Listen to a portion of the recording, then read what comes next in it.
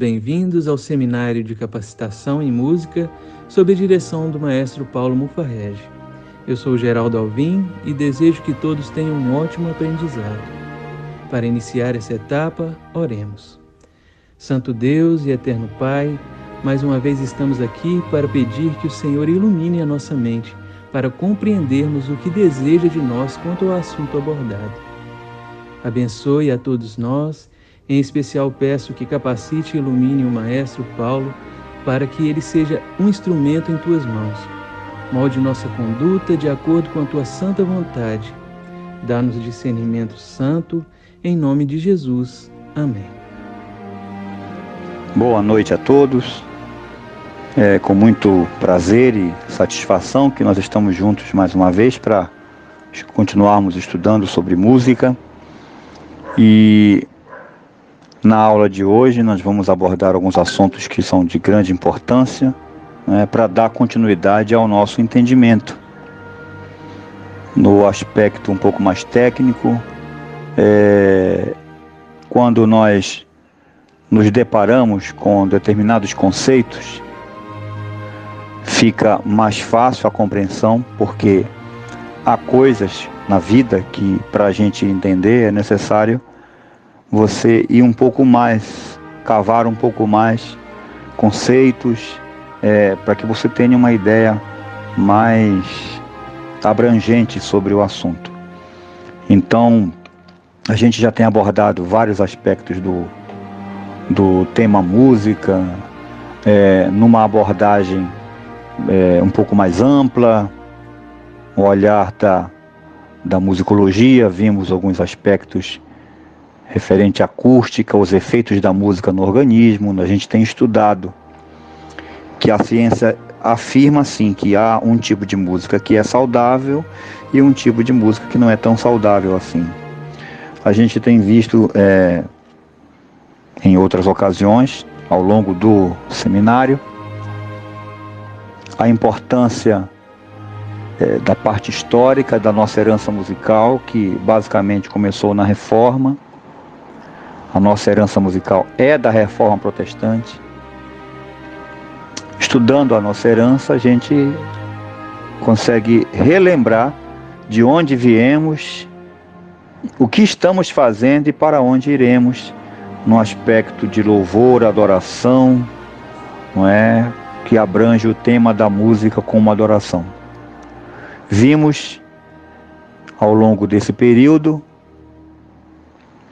os efeitos da música na mente, nas emoções, utilizando conceitos da musicoterapia, utilizando os conceitos da psicoacústica.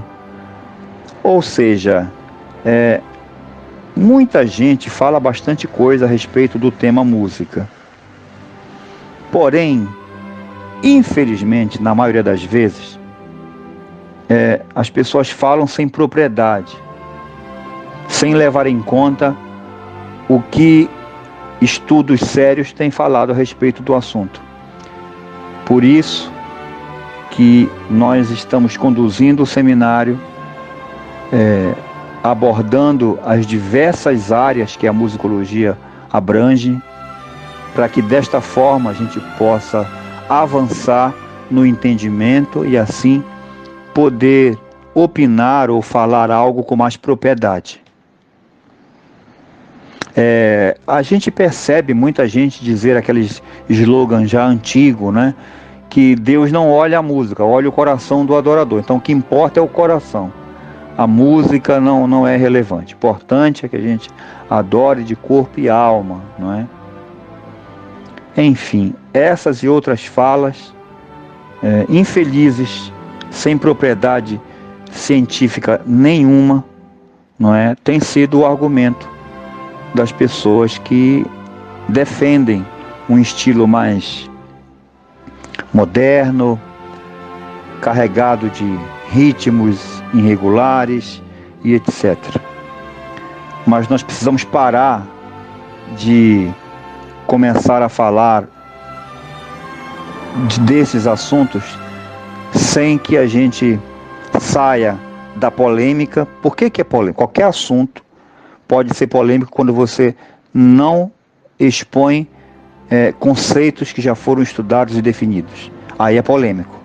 Qualquer assunto, não precisa ser música não, qualquer outro assunto que você vai fazer uma discussão sobre aquele assunto, se você não tiver uma abordagem técnica um pouco mais acadêmica daquele assunto, aquilo se torna polêmico rapidamente. E aí quando o assunto vai para o lado polêmico, cada um fica com eu acho. E aí nada se resolve e fica numa fatal e grave indefinição. Então eu espero que todos tenham interesse em continuar estudando, pesquisando. O assunto vai estar disponível para que os nossos amigos aprofundem o conhecimento, revejam conceitos, porque é bastante coisa, então a gente precisa rever bem lentamente aquilo que a gente começou a abordar desde o primeiro dia, olhar pelo aspecto científico para que a gente possa então ter um entendimento, um discernimento sobre o assunto. Hoje nós vamos considerar um pouco sobre alguns conceitos da música que a gente já deve ter ouvido falar, não é? Mas a gente vai tentar fazer uma abordagem diferente para que a gente possa pensar um pouquinho a respeito desses conceitos. Então, o básico deles é o que é música, não é? Então a gente conhece os conceitos clássicos. Um deles é esse que está aí nesse primeiro slide, que seria uma forma de arte que se constitui na combinação de vários sons e ritmos, segundo a pré-organização ao longo do tempo. Então, isso é uma abordagem um pouco mais histórica do conceito do que seja música, né? Mas nós vamos então analisar um outro conceito, alguns outros conceitos, né? Um conceito também muito conhecido é que a música é a arte de combinar os sons de modo a agradar ao ouvido, não é? Então, cada compositor jura que a música que ele fez agrada aos ouvidos. Bem, isso é um pouco complexo, porque na mente de cada compositor, aquilo que ele fez está ótimo, não é? Por isso que a gente pergunta, mas ouvido de quem? Não é? Se você for para algumas partes do mundo e ouvir determinadas músicas daquela localidade, você diz, nossa, essa música é horrível, não é? Mas na cabeça daquele compositor e na cultura local é aquilo que é tido como esteticamente correto, né? Então cada região tem a sua cultura pessoal e a música ela recebe essa influência, né? Em matéria de analisar conceitos clássicos sobre o que seja música, é muito interessante que a gente leve em consideração a filosofia grega e também um pouco da filosofia romana, por que não? Então, os gregos tinham uma expressão bem interessante, a expressão era tekine, né? E quando os gregos utilizavam essa palavra, eles queriam dizer que para que fizesse arte, eles precisariam do elemento que encontrassem na natureza. Então, para os gregos, não existe música aleatória na natureza. Nós temos por costume, em literatura, escrever ou dizer uns aos outros, né? Frases como o som dos pássaros, né? O som do mar, né? O canto das aves, ou seja, será que a música ela já está pronta na natureza? Então, para os gregos, eles tinham entendimento de que a música, para ser chamado de música, precisava de 3 elementos, não é? Então, esses 3 elementos juntos é que formavam o conceito geral de música. Então, esses elementos podiam ser encontrados aqui, ali, etc. Daí vem a expressão tekne, que é você pegar a matéria-prima, ou seja, da própria natureza, sugestões ali, e você então compor a sua música completa, certo? Já os romanos tinham uma expressão, 2 expressões interessantes quando se referia à arte. A primeira delas é a arte servili, que era quando, vejam, os romanos gostavam muito de belas sandálias, mas as sandálias não estavam prontas, então alguém tinha que buscar no couro a matéria-prima para então eles fazerem. Mas entenda comigo, não existia um molde já pré-estabelecido para que daquele molde se pudesse fazer as demais sandálias, não. Eles trabalharam, foram em busca para construir aquilo baseado no que se havia disponível como matéria-prima, né? E o outro conceito é o artes liberalis, que era aquela arte onde se pensava nas coisas primeiro, então se idealizava, né? Esses conceitos são muito interessantes, tanto dos gregos quanto dos romanos, para a gente começar a entender um pouco o conceito geral sobre música.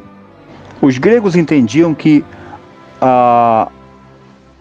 não existe música na natureza. Ela apenas oferece os elementos, ou ritmo, não é? Ou melodia, não é? Para que a música pudesse ser construída, não é? Aí você deve perguntar, mas então os pássaros não cantam melodias, não é?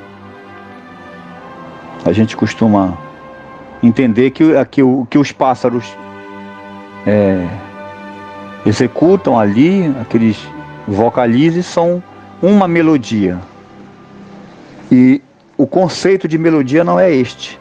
Então os pássaros eles não cantam melodia, porque melodia é uma sequência predeterminada de sons que criam um sentido musical, cria uma frase musical. Quando a gente utiliza essa expressão frase musical na música, é a mesma ideia que na literatura, né, que no português. Eu posso digitar no computador um monte de letras ali, não é? E pedir para alguém ler, não é? Aquela reunião de letras pode me dar uma frase, pode me dar algo que me transmita uma mensagem, ou pode ser um bando de letras que não dá para ler, não faz sentido algum. A mesma coisa ocorre nas notas musicais. Eu posso num piano tocar um monte de teclas ali, em séries aleatórias, mas aquilo eu não posso chamar de melodia, porque melodia é uma sequência de notas que fazem um sentido. Mas o Irapuru faz uma sequência de notas, 3, 4 notas que são interessantes, é uma sequência. Não, eles fazem, o que eles fazem é uma execução aleatória daqueles sons. Aqueles sons não são uma mensagem.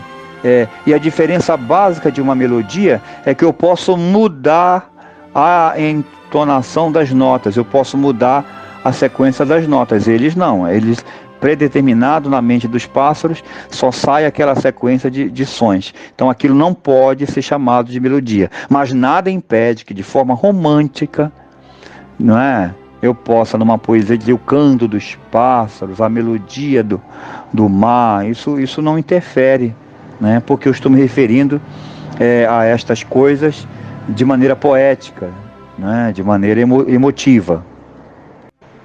No livro chamado Ouvinte Pensante, o autor se pronuncia de forma bem interessante a respeito do conceito de música dizendo o seguinte: música é uma organização de sons, ritmo e melodia, não é? E etc. Esse etc está lá no livro, desse jeito mesmo, e etc. Com a intenção de ser ouvida. Então veja que essa palavra intenção, ela é interessante a gente entender. Como eu disse na fala no passado, né, que cada pessoa, cada compositor, baseado na cultura que tem, naquilo que ele vivenciou de música desde a sua infância, o espírito e a mente dele é direcionado para compor um estilo de música que já se espera que ele componha aquilo. Claro que há exceções, mas bem raras exceções. Mas normalmente aquele velho jargão que a pessoa é produto do meio, aquele compositor que ouviu aqueles estilos de música a vida inteira, é provável que aquilo influencie 90% na hora que ele vai compor aquilo. Então a intenção vem aí da vivência musical que a pessoa teve. Então esse conceito de música ele é muito interessante. E então o que seria ritmo, né? Queridos, o ritmo ele é um fenômeno da física, ele não se originou na música, né? Algumas pessoas podem pensar, quando se fala de ritmo, eu penso logo na música. Ritmo é um negócio de música.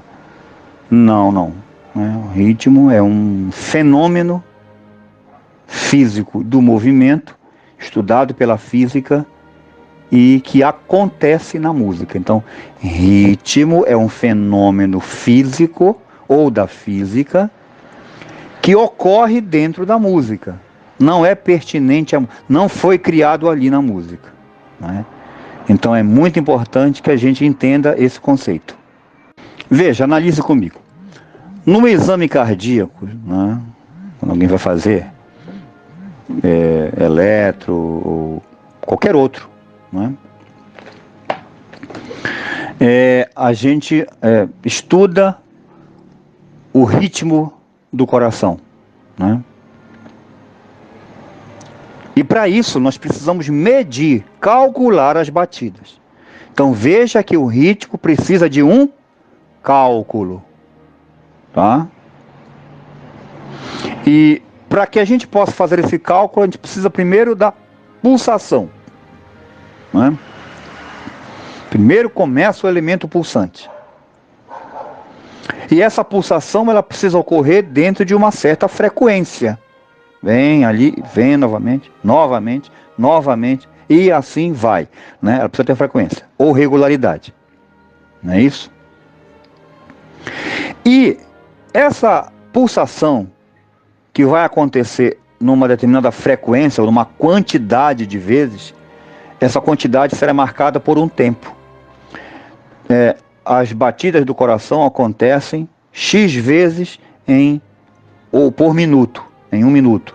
Então, o ritmo, ele é uma pulsação frequente ou regular que é calculada dentro de uma medida de tempo. Então, é importante que a gente entenda isso. Então, a pulsação seria o batimento rítmico. Esse batimento acontece numa frequência, que é uma quantidade de vezes que aquilo ocorre, e dentro de um espaço de tempo, de um período de tempo. Numa teoria mais abrangente sobre o tempo, para você ter uma visão um pouco maior, em física poderíamos perguntar qual é o ritmo do cometa Halley, né? Ele faz o passeio dele no cosmos, né? E passa sempre pelo planeta Terra de 75 ou mais ou menos 75 ou 76 anos. Então de 75 em 75 anos, 76, ele volta a passar por aqui. Você já imaginou que conceito de tempo bem longo é este? Quer dizer, ele vai, viaja, e numa velocidade, na hora que ele passa, ele está passando por uma velocidade tremenda. Mas no grande espaço do tempo, ele vai dar o giro por onde faz o percurso, não é? E depois ele torna a voltar novamente, passar na frente ao lado do planeta Terra, não é? De 70 em 75 anos. Quer dizer, veja esse conceito de tempo. Né? É um tempo bastante longo. Preciso ter paciência para esperar o cometa passar. Muita gente só vê uma vez na vida, né? Então, é importante que a gente entenda esses conceitos do tempo, da melodia, do ritmo, para que a gente possa contextualizar o nosso entendimento.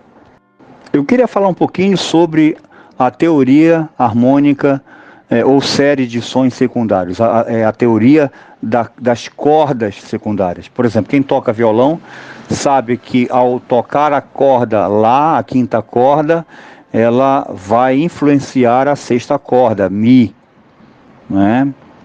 E uma corda causa inferência ou interferência, né, na outra corda. Então, essa é uma lei física interessante. E a teoria da aranha, são várias teorias da aranha, mas eu gosto muito desta que explica por que a aranha, quando ela vai montando a teia, grudenta, ela mesma não fica grudada na teia, né? Então tem várias teorias aí. Uma assim, diz que ela tem uma substância que ela mesma não gruda, etc. Eu acho meia boca, né? Mas pesquisando sobre o assunto, né, a gente chegou numa conclusão bem interessante. A aranha, ela trabalha com uma vibração onde ela termina de tear fazer a construção daquele fio, ela vibra o corpo dela em microvibrações, aquilo larga o contato que ela faz com a teia e salta para outro trecho onde vai recomeçar outra sequência de teia. E essas vibrações que ela faz são vibrações entendidas como vibrações harmônicas, porque deixa a teia no mesmo espaço, não é? Onde ela vai brilhantemente saltar para não ficar grudada. Então, que coisa interessante, como esses conceitos que já estão intrínsecos na natureza, são conceitos que a gente utiliza na música. Eu quero dizer para vocês que, do ponto de vista científico, nada acontece por um acaso. Nós não somos donos da verdade, nós humanos que eu estou dizendo, os seres humanos não descobriram a matemática, ela já existia muito antes do planeta Terra existir. Nós não criamos coisa nenhuma, nem as notas musicais elas já existiam. Então, nós não inventamos coisa alguma, né? Que eu quero dizer que a natureza já faz uso dessas leis e que apenas com o tempo a gente vai descobrindo, não é? Então todas essas grandes teorias que a gente descobre e acha que está descobrindo a pólvora, né? A natureza do Criador já vinha empregando, vivenciando esses princípios físicos ou químicos ou biológicos. Existem inúmeros livros fantásticos, bem interessantes, sobre astronomia e que esses astrônomos, esses cientistas descobriram fenômenos musicais fantásticos mesmo. E esse livro, O Mundo é Som, na página 66, o autor diz o seguinte: tem se tornado possível fazer a canção dos planetas audível.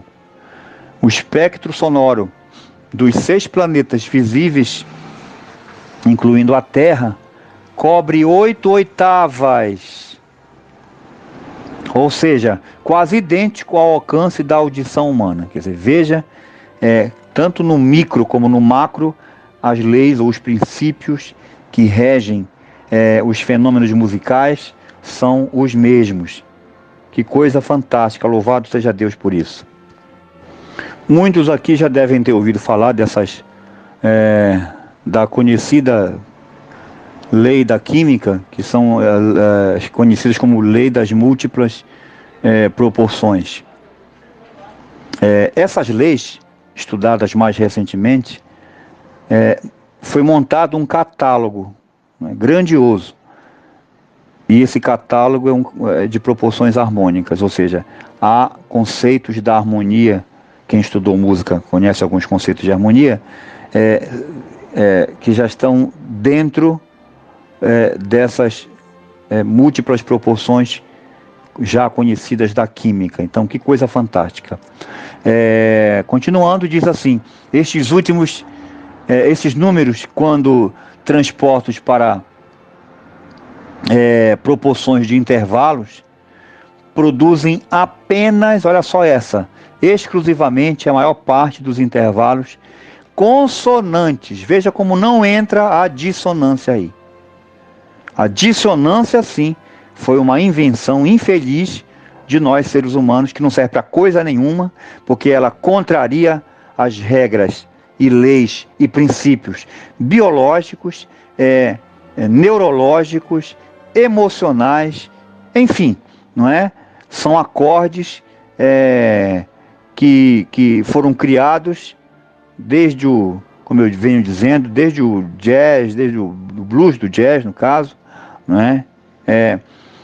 E são empregados aí ricamente na música popular, na música gospel, na música que tomou conta já do mundo cristão, infelizmente.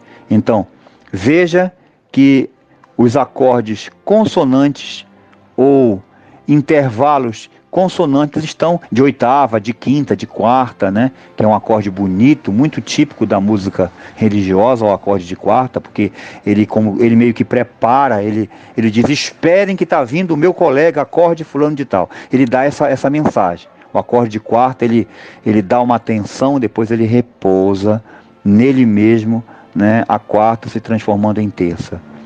Desculpe se alguns não acompanham o raciocínio, mas outros acompanham, não é? Nem tudo dá para a gente poder entender assim de forma clara, mas traduzindo em miúdos, os acordes naturais, maravilhosos, usados com muita riqueza na música erudita, já são encontrados nessas leis de proporções químicas conhecidas pela ciência. Mas então, o que é harmonia? A melodia é uma sequência de notas que se canta a princípio de forma uníssona, né? A capela e sozinha. Vamos falar numa expressão mais comum. Então você vê aquela melodia cantada ali, uma sequência de notas, né? Você canta aquela sequência de notas. Então aquilo ali é uma melodia. Essa melodia, ela percorre, ela é executada no espaço de tempo rítmico, não é? Com uma frequência, para a música boa, uma frequência previsível, não é? Uma frequência que já se espera que seja aquilo, quer dizer, ela não contraria nenhuma movimentação rítmica, ela não é arrítmica, ela é bastante rítmica, ela é coordenada, ela obedece princípios da locomoção.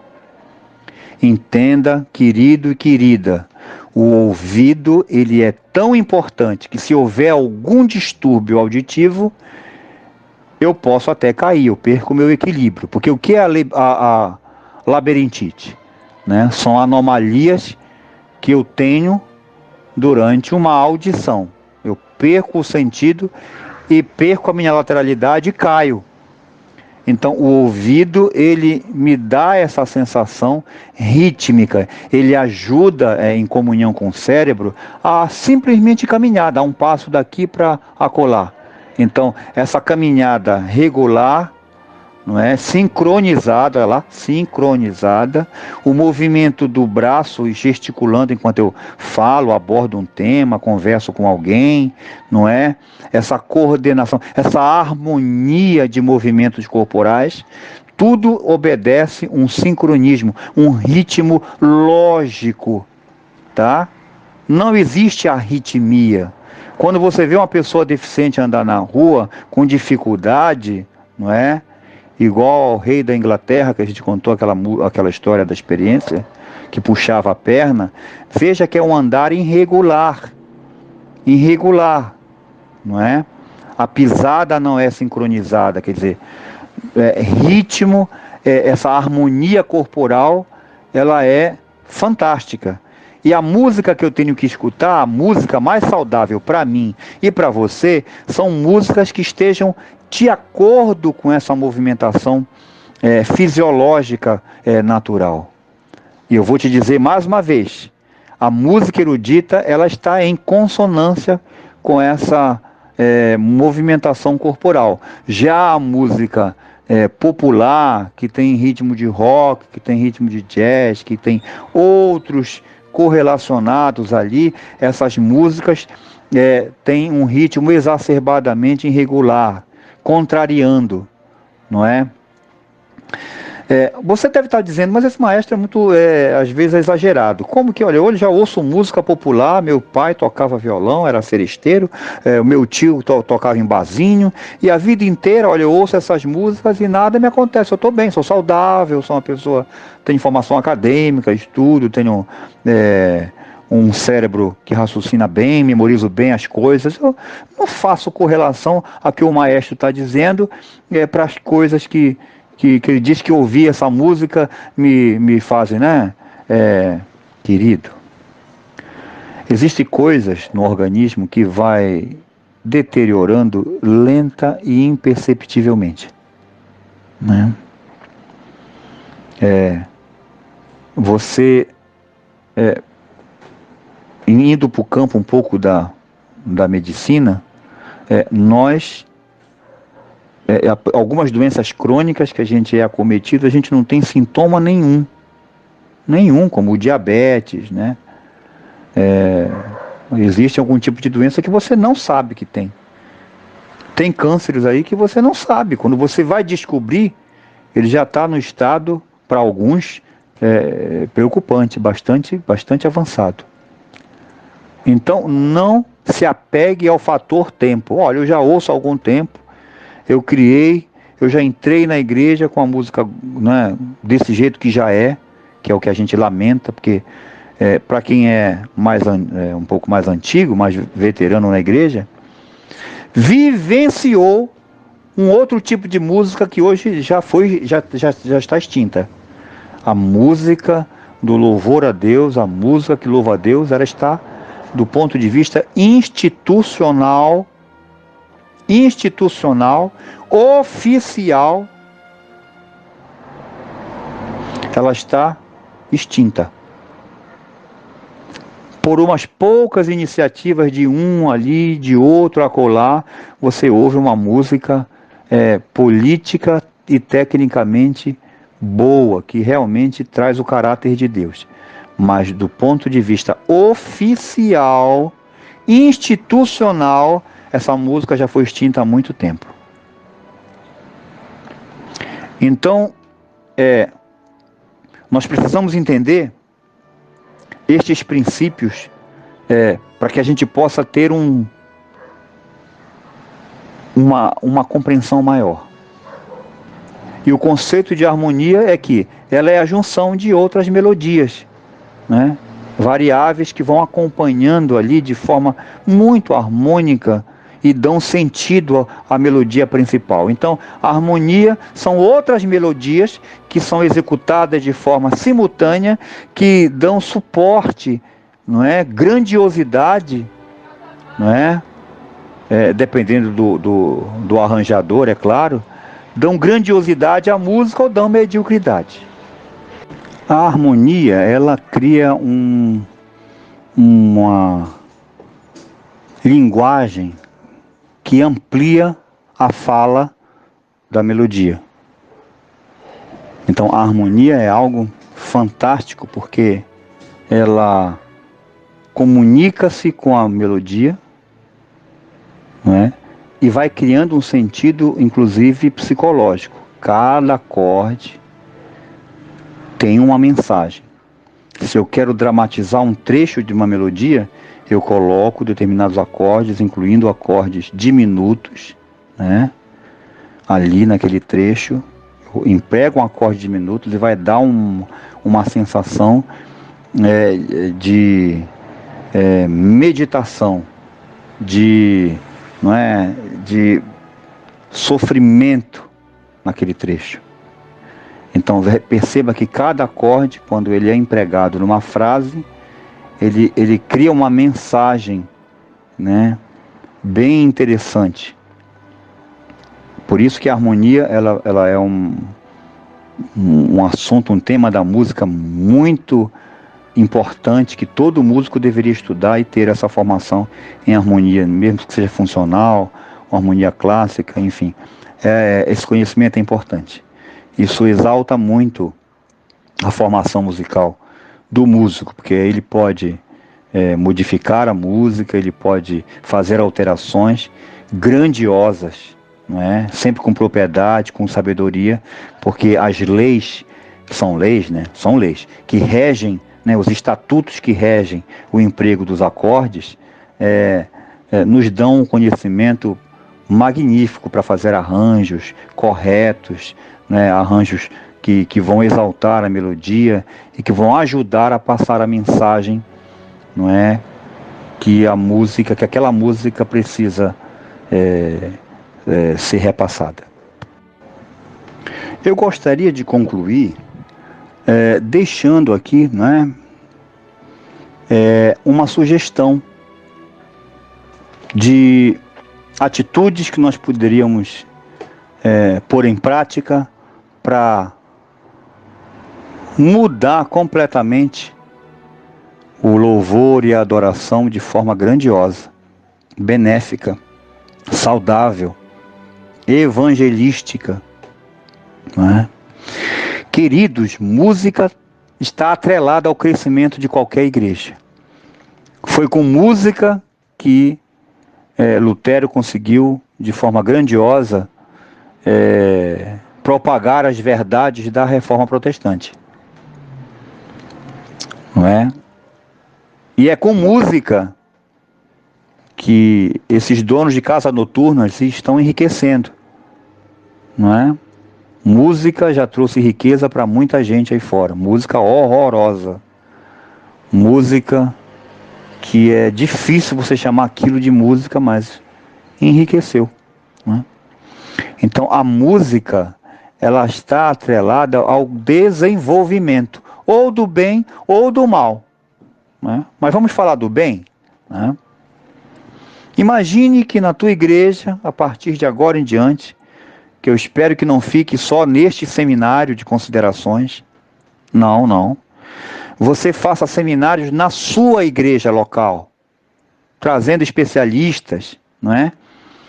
Para que estas pessoas primeiro deixem aquele gosto, né? A degustação de que o tema de música ele é muito importante, ele pode ser saudável quando discutido de maneira acadêmica, não só no achismo teológico, mas numa discussão acadêmica, não é? Bem mais abrangente. Então estes seminários feitos ali na estrutura da igreja são interessantíssimos. Enquanto a gente está aqui batendo esse papo informal, não é? Igrejas já fazem isso naturalmente, não é? A Igreja Presbiteriana, a Igreja Cristã Congregacional do Brasil, eles promovem aos seus membros cursos regulares de música. E na filosofia adventista com relação à música está lá, não é? Está lá. É previsto pela filosofia que a igreja eduque seus membros, não é? Foi com esse pensamento que Calvino e Lutero, ensinando música, ensinando o povo a louvar, ensinando o povo a cantar, que coisas grandiosas aconteceram. Então é importante esse seminário de enriquecimento musical, né? E esse seminário vai puxar um outro vagão desse trem, não é? Que é o treinamento, né? Oficina de música, de formação instrumental para os jovens da igreja. Eu lamento profundamente que o nome é bonito, eu faço parte do Ministério da Música, mas verba que é bom não tem, você não tem recurso para não é? Deveria ter recurso, assim como os outros departamentos têm. Este departamento, que é de fundamental importância, os levitas eram uma das poucas tribos que eram remuneradas pela importância que se havia dos músicos cuidarem da liturgia e da música em Israel, não é? Eles eram remunerados, e muito bem remunerados, não é? Para que desta forma eles pudessem se dedicar mais intimamente, mais integralmente ao serviço do louvor e da adoração. Então é lamentável que o nome é bonito demais, mas não há recursos. Mas, enfim, se você tiver boa vontade, buscar iniciativa privada, né, de irmãos que sejam um pouco mais abastados, eu acho que cobrando uma pequena taxa, nunca dê de graça. De graça você está estimulando uma coisa que não é bíblica. Não é bíblica. A única coisa de graça que é bíblica é a verdade. De graça recebeste, de graça. Mas fora disso, quando se fala em talento, etc., eu acho que tem que ter um estímulo, nem que seja um valor básico, simbólico, mas você faz ministra aquele curso de formação instrumental para que quem quer aprender teclado, quem quer aprender violão, quem quer aprender flauta. Isso é muito interessante, porque aí você já vai cortando o cordão umbilical dessa doentio dependência do playback, não é? Que vem minando o talento das pessoas. Então, ensine, convide professores, né? Vamos ajudar esse povo a aprender o instrumento, né? Outro fator também importante, dar um curso de educação vocal, não é? A serva do Senhor diz que Deus deseja que todos nós desenvolvemos o cultivo da voz. Está lá, é só você pegar o capítulo Evangelismo do Canto, que é um capítulo gigantesco, exclusivo para o evangelismo da música. E você vai ver lá, no livro Evangelismo, que ela comenta que Deus deseja que todos, ela não diz alguns, que todos desenvolvam o talento do canto, da educação vocal. A educação vocal está atrelada à educação emocional. Enfim, quer dizer, uma coisa vai buscando outra, né? Seria interessante a gente começar a pensar numa equipe multifuncional de louvor, mas uma equipe que trabalha coesa, não é que ensaiem. Eu acho que o louvor tem que ser ensaiado. Eu não digo só a música, mas tem que ser ensaiado a hora que o moço que vai projetar tal coisa, vai ser projetado aquilo, na hora que ele vai colocar um fundo musical depois de tal coisa, isso tudo tem que ser ensaiado, combinado. Montem um grupo do WhatsApp só desse pessoal, e vocês interagem, estimulem uns aos outros, para fazer com que eles entendam que essa é uma obra grandiosa, que Deus chamou para que eles desenvolvam. Então é importante uma equipe multifuncional de louvor. Mas multifuncional onde? Para que a gente acha que a equipe do louvor é só o pessoal que pega microfone, né, e outro que aperta o botão lá do playback. Não, querido. São músicos, são pessoas que entendem de decoração. Então, quer dizer, essa equipe ela é multifuncional. Ela vai trabalhar vários aspectos, não é? Desde a recepção, não é? Imagine a recepcionista você entrando na igreja, em vez dela só te dar um feliz isso, feliz aquilo, boa noite daquilo, olha que maravilha, hoje nós temos músicas especiais que vão ser cantadas. Você está preparado para o louvor de hoje? Sente-se ali, pode ficar à vontade. São louvores especiais. Espero que você goste da seleção que o grupo de louvor fez para a adoração desta noite, ou desta manhã, desta tarde, enfim. Quer dizer, a recepcionista não pode só ficar dando bom dia, porque isso aí qualquer um faz, não é? Mas quando você entende que ela já vai dar um preâmbulo, né, uma introdução ali do que vai acontecer no programa, só para dar o gostinho, é interessante. Então, por isso que eu digo que a equipe multifuncional, ela trabalha desde a recepção até a ornamentação, quem vai cantar, quem não vai, a roupa, tudo isso tem que ser previamente, porque, querido, não é para mim nem para você. Eu tenho certeza que se cada um de nós fôssemos chamados para trabalhar no dia da posse de uma autoridade política da tua região, mas eu tenho certeza que todos fariam o máximo possível para que fosse um dia glorioso, né? Eu tenho certeza. Todo mundo capricharia na roupa. Lá não teria saia justa, não teria calça apertada no joelho, nada disso. Teria roupas elegantérrimas ali, não é? Porque afinal vai ser feito na Assembleia Legislativa do Estado. Imagine, então vamos fazer um negócio bonito. Vai estar lá o governador, o vereador, prefeitos, deputados, autoridades, alguns artistas. Aí você pensa, não é? No capricho que é. Então, queridos, nós não podemos fazer a obra de Deus relaxadamente. Tudo que acontece desde quando a igreja abre a porta e ela fecha é para a honra e glória de Deus. Tem que ser feito o melhor. Não pode ser feito por fazer. Isso aí desonra. Isso faz com que o homenageado se desagrade e não esteja lá. E que culto é este, onde o próprio Deus não está lá? Estamos seguros num lugar assim?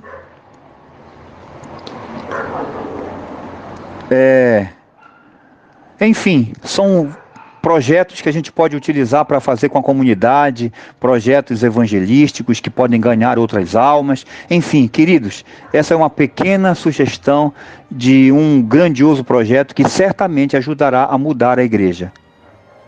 Não é? Eu quero aproveitar e dizer que eu agradeço a atenção de todos, obrigado pela vossa paciência, não é? Que Deus nos ajude e nos fortaleça e que nos dê inspiração para fazermos o melhor para Ele na sua obra. Amém. Chegamos ao fim de mais uma etapa desse seminário, agradecidos a Deus, ao maestro Paulo Mufarrege e a todos os membros dos grupos. Amanhã estaremos mais uma vez aqui para aprendermos mais desse assunto tão importante. Vamos falar com Deus. Obrigado, Senhor, por estar conosco sempre. Agradecemos por tudo que aqui temos aprendido. Abençoe a cada pessoa que tem se dedicado nesse seminário, com seu tempo e atenção. Dedicamos nossa vida ao Senhor para guiar nossos passos. Perdoa os nossos pecados, em nome de Jesus. Amém.